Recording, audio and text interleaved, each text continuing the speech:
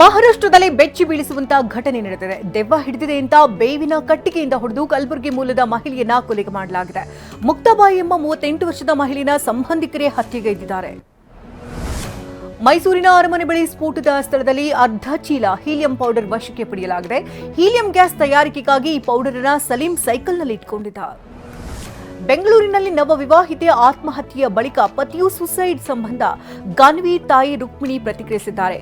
ಅವರ ತಪ್ಪು ಅರಿವಾಗಿದೆ, ಹಾಗಾಗಿ ಆತ್ಮಹತ್ಯೆ ಮಾಡಿಕೊಂಡಿದ್ದಾರೆ. ಅವರ ಅಮ್ಮ ಮಾಡಿರುವಂತಹ ತಪ್ಪಿನಿಂದಾಗಿ ಮಕ್ಕಳಿಗೆ ಶಿಕ್ಷೆಯಾಗಿದೆ ಎಂದಿದ್ದಾರೆ.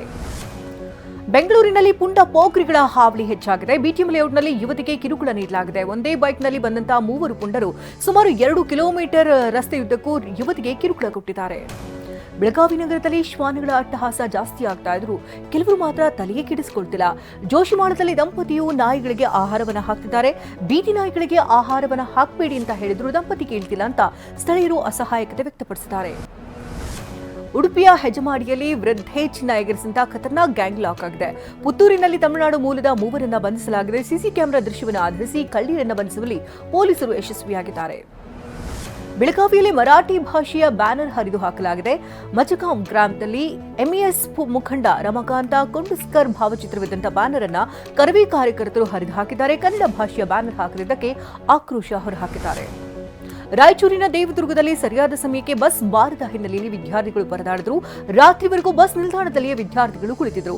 ಈ ಹಿನ್ನೆಲೆಯಲ್ಲಿ ಶಾಸಕಿ ಕರೆಮ್ಮ ನಾಯಕ್ ಡಿಪೋ ಮ್ಯಾನೇಜರ್ಗೆ ತರಾಟೆಗೆ ತೆಗೆದುಕೊಂಡರು. ಬೇಸಿಗೆಗೂ ಮುನ್ನವೇ ಬಾಗಲಕೋಟೆಯಲ್ಲಿ ಕುಡಿಯುವ ನೀರಿಗೆ ಹಾಹಾಕಾರ ಶುರುವಾಗಿದೆ. ಕುಡಿಯುವ ನೀರು ಪೂರೈಸುವಂತೆ ಒತ್ತಾಯಿಸಿ ಜಮಖಂಡಿ ನಗರಸಭೆ ಮುಂದೆ ಆಜಾದ್ ನಗರ ನಿವಾಸಿಗಳು ಪ್ರತಿಭಟನೆ ನಡೆಸಿದ್ದಾರೆ. ದೆಹಲಿ ಹಾಗೂ ಎನ್ಸಿಆರ್ನಲ್ಲಿ ವಿಷಗಾಳಿ ವಾತಾವರಣ ಮುಂದುವರೆದಿದೆ. ನಗರದ ಬಹುತೇಕ ಪ್ರದೇಶಗಳಲ್ಲಿ ದಟ್ಟ ಮಂಜು ಹೊಗೆ ಆವರಿಸಿದ್ದು ಒಟ್ಟಾರೆ ವಾಯು ಗುಣಮಟ್ಟ ಸೂಚ್ಯಂಕ 350 ಗಡಿ ದಾಟಿದೆ. ಇದರಿಂದ ವಾಯು ಮಾಲಿನ್ಯ ತೀರಾ ಕಳಪೆ ಮಟ್ಟಕ್ಕೆ ತಲುಪಿದೆ. ಹೊಸ ವರ್ಷಕ್ಕೂ ಮುನ್ನವೇ ದೆಹಲಿ ಪೊಲೀಸರು ಭರ್ಜರಿ ಕಾರ್ಯಾಚರಣೆ ನಡೆಸಿದ್ದಾರೆ.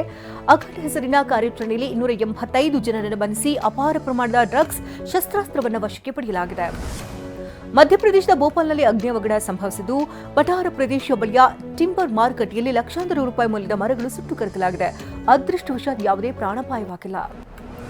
ಬಾಲಿವುಡ್ ನಟ ಸಲ್ಮಾನ್ ಖಾನ್ಗೆ ಇಂದು 60ನೇ ಹುಟ್ಟುಹಬ್ಬದ ಸಂಭ್ರಮ. ಸಲ್ಮಾನ್ ಖಾನ್ಗೆ ಶುಭಾಶಯಗಳ ಮಹಾಪೂರ್ವೆ ಹರಿದು ಬರುತ್ತಿದೆ. ಮುಂಬೈನ ಪಾಲ್ವೆಲ್ ಫಾರ್ಮ್ ಹೌಸ್ನಲ್ಲಿ ಕೇಕ್ ಕತ್ತರಿಸಿ ಸಲ್ಮಾನ್ ಖಾನ್ ಹುಟ್ಟುಹಬ್ಬ ಆಚರಿಸಿದ್ದಾರೆ.